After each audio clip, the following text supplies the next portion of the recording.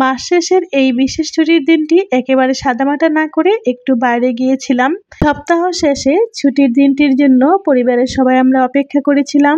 মাসের প্রথম থেকে মামুনিদের ইচ্ছে ছিল যে মেড বক্সে খেতে যাবে, তিনজনের একসাথে সময়টা হচ্ছিল না। শুক্রবারের এই সময়টা আমরা আর মিস করিনি। আসসালামু আলাইকুম এভরিওয়ান, সবাইকে ওয়েলকাম করছি ছুটির দিনের স্পেশাল একটি ব্লগে। শুক্রবার মানেই স্পেশাল ডে। এই স্পেশাল দিনটিকে আরো বেশি স্পেশাল করতে আমার মামুনি দুইজনই ম্যাচিং ড্রেস পরে নিচ্ছিল। বর্তমান যুগে পারিবারিক বন্ধন যে আগের চেয়ে কিছুটা হলে কমেছে তা অস্বীকার করার উপায় নেই, অথচ শক্ত পারিবারিক বন্ধনের জন্য খুব বেশি কিছু প্রয়োজন হয় না। দৈনন্দিন ছোট ছোট কাজ ও আচরণ যেগুলো আমরা সাধারণভাবে সেভাবে খেয়ালও করি না, সেগুলো ছোট এই কাজগুলো একটি সুখী পরিবারের মূল ভিত্তি, যা পরস্পরের প্রতি ভালোবাসা, বিশ্বাস ও সমর্থন বাড়াতে গুরুত্বপূর্ণ ভূমিকা রাখে। এই তো আমরা রেডি হয়ে চলেও যাচ্ছি মেড বক্সে যাব বলে। দৈনন্দিন অন্তত একবেলা পরিবারের সবাই মিলে একসঙ্গে না খেতে পারলেও চেষ্টা করবেন সপ্তাহে একদিন হলো একসাথে একবেলা খেতে।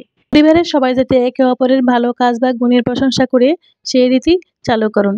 রাতে ঘুমানোর আগে কিংবা খাবার টেবিলে অন্যজনের প্রশংসা করতে পারেন। শুধু ধন্যবাদ দিয়ে দায়িত্ব শেষ না করে তার ভালো দিকটি সম্পর্কে বিস্তারিত বলার চেষ্টা করুন। তারপর এই তো কথা বলতে বলতে চলেও আসলাম মেড বক্সে, আমাদের গন্তব্যস্থানে।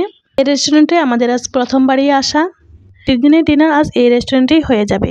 সিমসাম পরিবেশের এই রেস্টুরেন্টটি আমার কাছেও ভালো লেগেছিল, আর মামনিরাও প্রবেশ করেই তো খুব খুশি হয়ে গিয়েছিল। পরিবারের সদস্যদের নিয়ে পারিবারিক বন্ধন দৃঢ় করতে সময় কাটানোর জন্য আমার কাছে মনে হয়েছিল এই রেস্টুরেন্টই বেস্ট।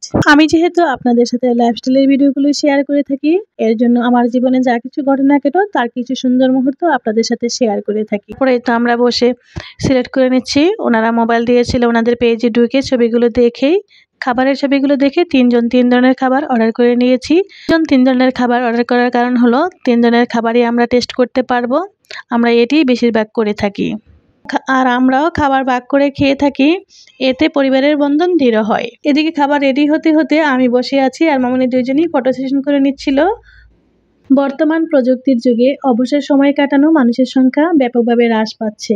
কোনো না কোনোভাবে একজন তার নিজস্ব গতিতে ব্যস্ত হয়ে পড়েছে। সন্তান মা বাবার যথেষ্ট আদর সোহাগ না পেয়ে বেড়ে উঠেছে অন্যের হাত ধরে।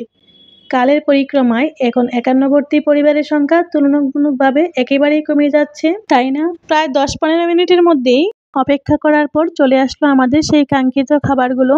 প্রথমে টেবিলে দিয়ে দিয়েছিল মিট বক্স, তারপর একে একে তিনজনের পছন্দের খাবারগুলো দিয়ে দিয়েছে।